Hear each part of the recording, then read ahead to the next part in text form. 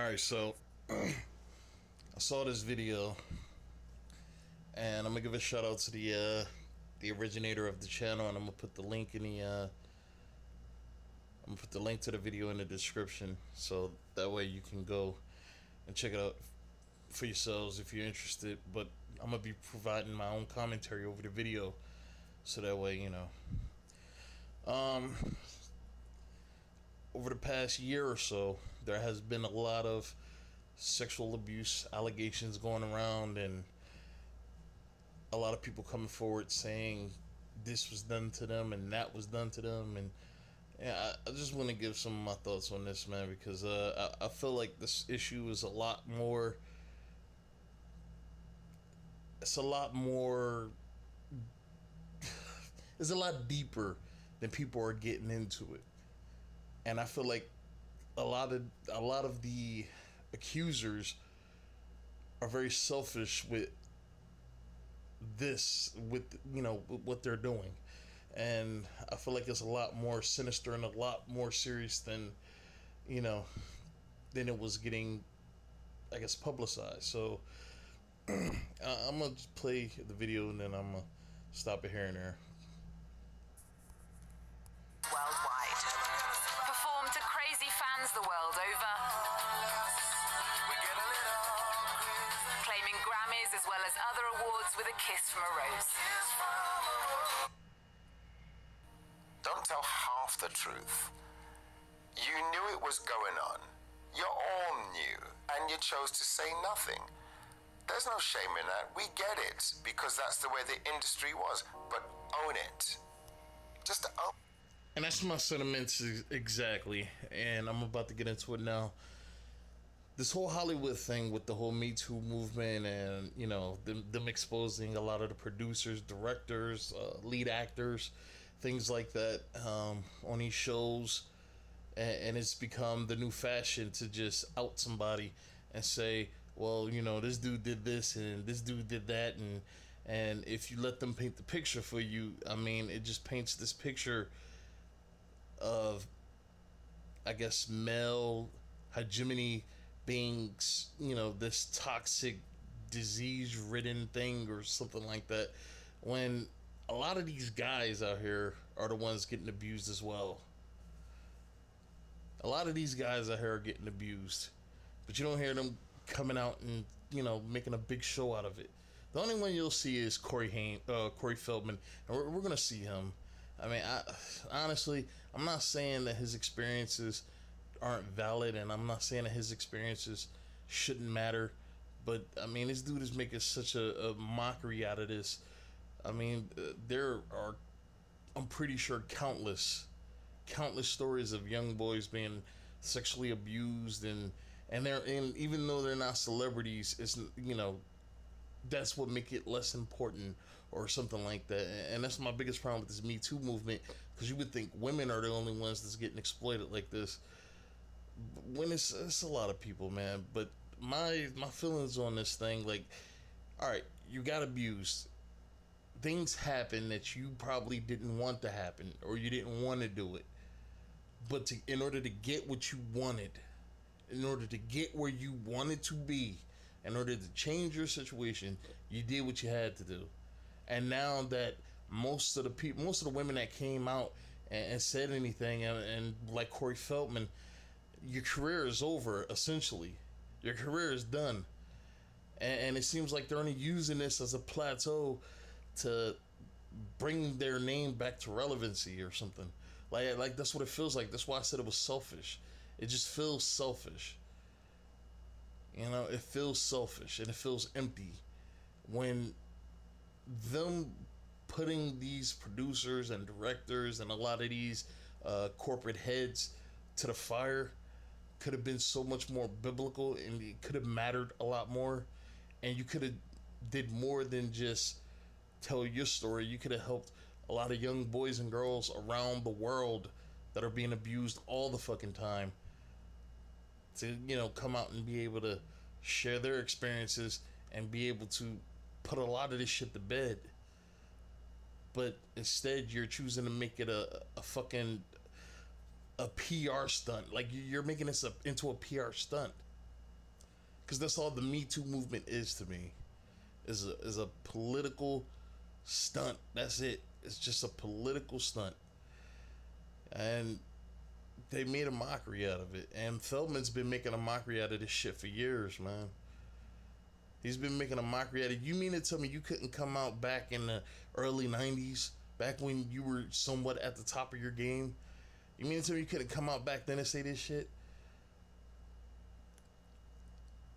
And I'm pretty sure at this point, man, a lot of people know now that for all these actors and all these people in the fucking camera who come out and who says things, you know, certain things, and who rubs the wrong, you know, who rubs shoulders the wrong way with certain people, they end up expiring pretty soon after.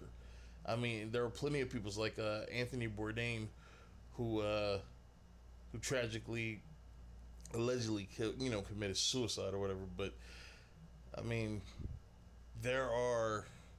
I get it. There are repercussions for the things you say and certain truths that you let out. But if it's that important to you, and I get it, nowadays it's easier, man, with the social media and everything. It's easier to get your message out. But come on, man, like, you waited so long after your career's almost over. It just feels fake. It feels like it's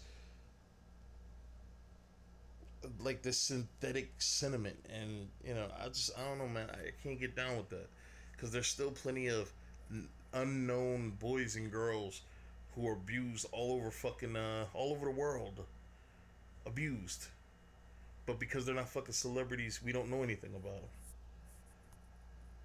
It and actually do some real good to help people.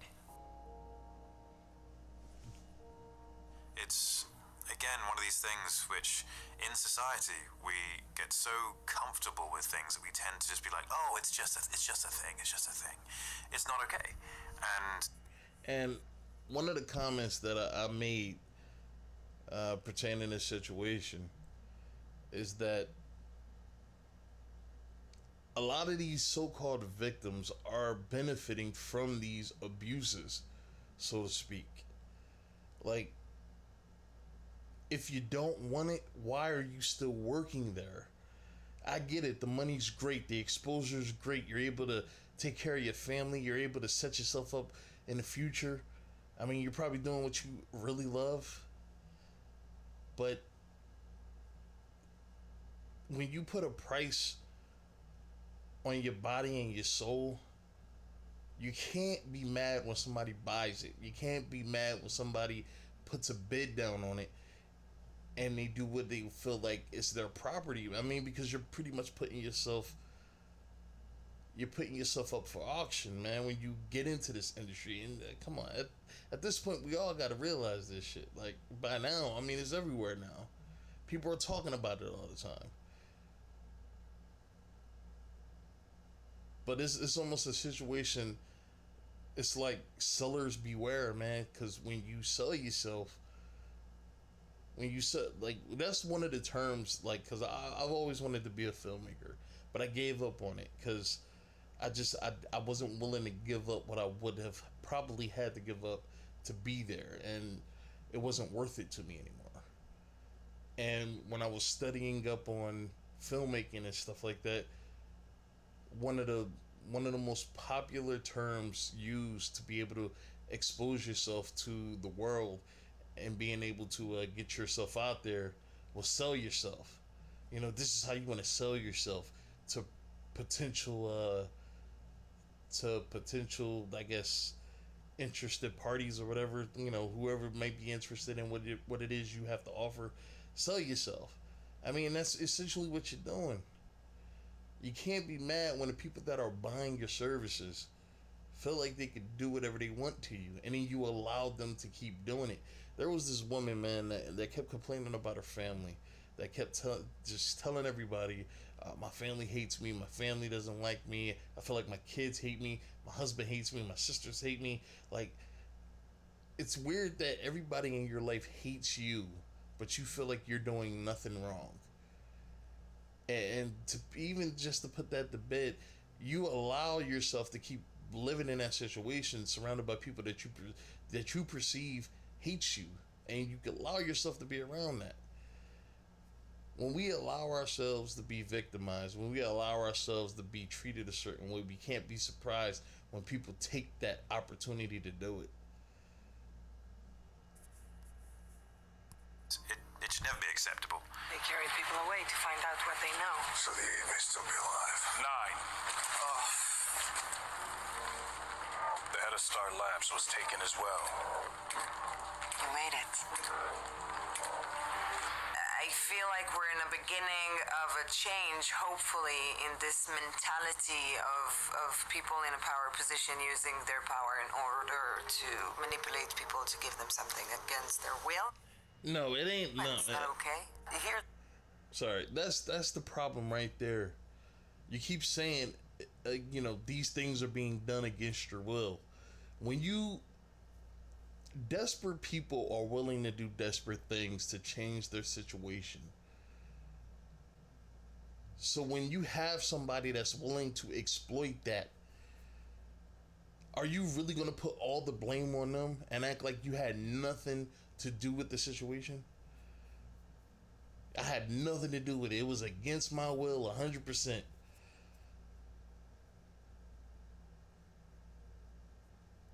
Desperate people are willing to do anything. I'm pretty sure most of the people out there who are desperate in their times of desperation, they're willing to do anything to change their situation to make them not desperate anymore. I mean, I know plenty of people that have kids that have no money and they need to feed their family, and they're willing to do anything to do that. Kill somebody, sell drugs, whatever, to change their situation from being desperate to being secure. Because that's all people crave, man, is security. That's all people crave is security. But when you're putting yourself at risk, you can't be mad at the people that are taking advantage of you. Be mad at yourself for putting yourself in that situation. Is the money worth it enough for you to deal with that? Then you can't complain about it. Because these people that are complaining about this shit, I'm pretty sure they're spending the money that they're making being on these shows talking about all their traumatic situations. And I'm not trying to downgrade their situations in any way, but take some accountability. That's the problem. Nobody wants to take accountability, man. And that's pretty much what Sil was saying, man. And I agree with it. You can't sit there and pass the buck like you had nothing to do with it. The ball was in your hands before you passed it. So you can't act like you're not responsible in some fucking way. What I think is very real and still happens. Now you know who I feel sorry for, and I'm pretty sure they have no say in a lot of the things that happen to them. Are the small kids. The small kids that are thrown into like Disney and Nickelodeon and put on all these fucking shows, and they're probably being ritualistically abused left and right. And they have no say over it because, I mean, a lot of these young kids, they don't even have the mental skills to be able to defend themselves or say what they don't want. Those are the ones that I feel sorry for. Not the 20-year-olds that go to Hollywood and practically be homeless for 6 months just to wait for their big break. And then the moment somebody wants to break them or break them open, then they're ready to 20 years after their career has flamed out, now they're ready to fucking say something about it. It's not fair. It's not fair, and it's not right. And that shit needs to be addressed, man. It needs to be addressed. Parents just need to be involved. They have to. If you're a parent and you have your kid, no matter what. Look, and I get it. You want to get your message out there, but this dude is selling books. I mean, he's getting paid for all these TV appearances. I mean, look, him coming out and saying something is putting Corey Feldman back in the spotlight again. And now instead of being some teenage 80s fucking movie actor who plays in these B-rated films, You know, instead of him being, you know, that guy, now he's this older, probably in his fucking 50s, trying to regain some kind of relevancy back in his life. Because a lot of these fucking actors that join these fucking, uh, that join these, you know, production agencies or whatever, man, that join the business, their whole life is tied to the business. So when their career is over, they're pretty much their life is over. And so now this dude, it just seems like he's trying to regain his life at the expense of a situation that is a lot more serious than I feel like they're making it. I mean, this feels like a mockery, honestly, and it's disrespectful, man. What they're doing, stay involved in their life, but especially in this industry, right? You don't want to send your kid to LA with a manager without doing. There you go. There you go. Just like, which is also another weird situation. What's his name? Scooter Braun, that supposedly discovered Justin Bieber watching fucking YouTube videos in the middle of the fucking night, a grown ass man watching this young boy singing on fucking YouTube. I mean, God knows, and this is why I never give Justin Bieber shit. I've never really said anything bad about Justin Bieber, because I mean, this kid probably has been turned in so many different fucking ways that nobody talks about that, man. And the only time you hear anybody mention that shit, they're joking about it, because when something happens to these young boys, it's funny, or you know, it's said in jest, like the whole priest thing, molesting the little boys and shit, man. The fucking pastors molesting little boys, but the only time you actually hear about this shit is when it's being said by some fucking comedian for laughs. Your homework. We're fighters for truth, justice, and the American way. Corey's been one of my buddies for a long time. You know, we're old school, like they like to say. You know, and I told him, you know, I've always had your back, and I know he felt that as a kid. I was one of the guys. Best movie I put him in, by the way. I was. But you know, I was a couple years older. You know, like, you know, they're 12, 13. I'm around 15. You know, so I And Terry Crews is a grown ass man who allowed himself years ago to be sold like fucking meat to these fucking to these producers and these fucking, you know, these industry guys. I mean, when this dude first popped up on the scene, man, I mean, this dude was playing a fucking homosexual thug. Homosexual thug, and you expect people to feel sorry for you now.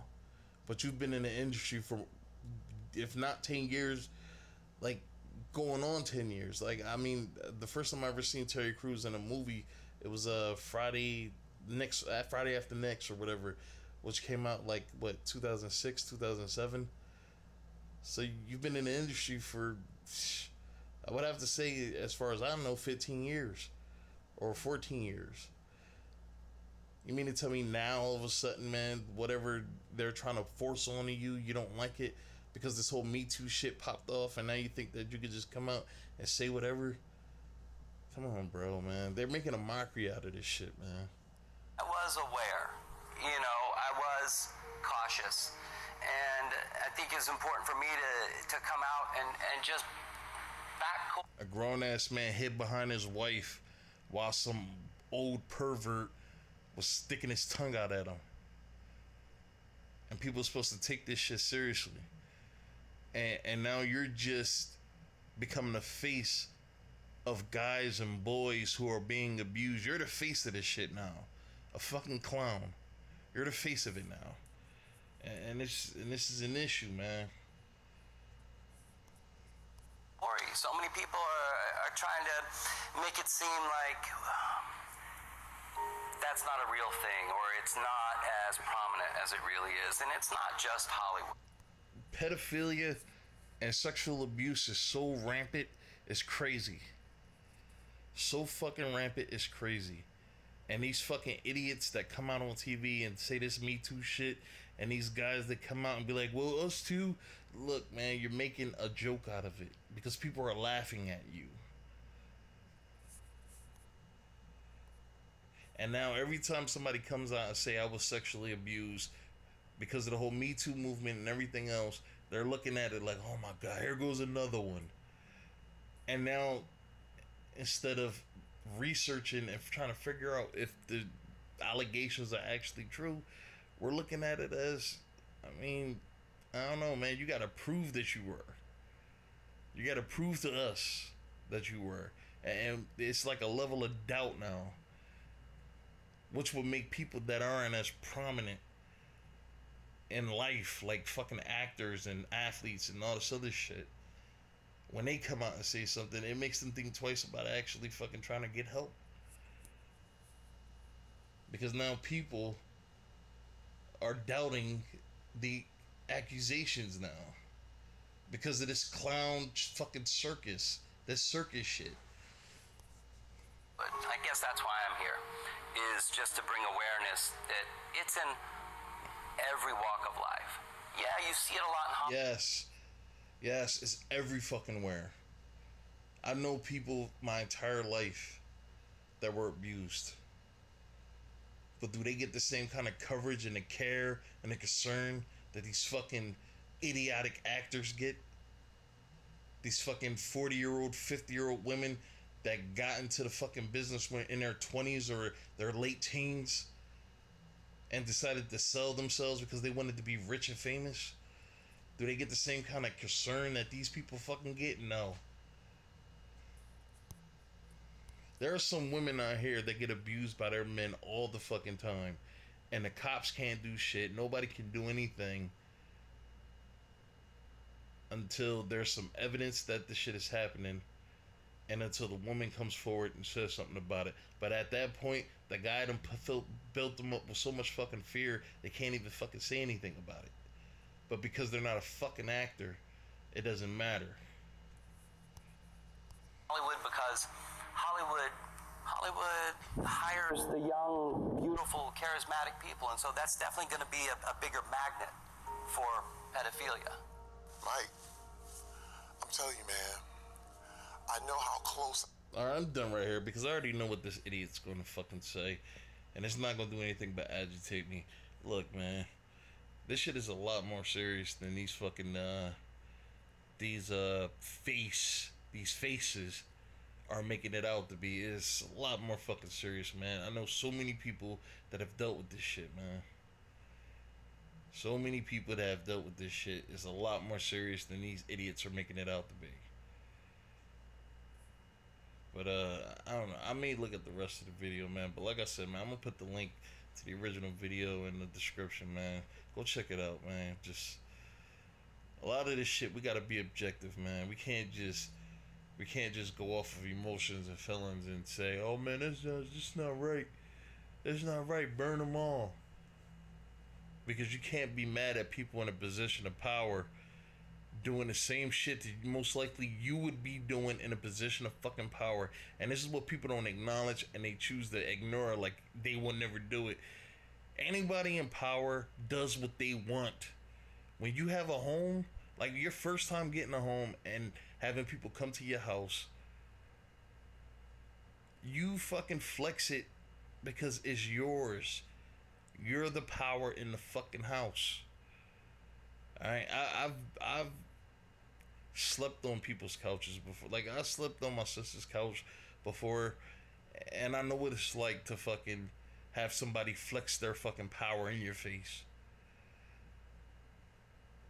But the whole time she's pleading to me that she's a good person, but she's sitting there running some fucking tyrannical system in her fucking house. So I understand. Look, when people are in power, they do what they want. They feel like they can do what they want, and whether it's right or wrong, it's not up to me to say. I can only go off of how I feel about it. But I'm pretty sure 95, if not more, % of the people, if they were put in the fucking position of power, they'd be doing whatever the fuck they want to. They may not be doing the same shit, but they'll be doing something close to it. That's just how the mind works now. This is how people work now. You ride in the back seat in somebody else's car until you're able to get in the driver's seat, and then that's when shit changes. But that's it, man. I'm done.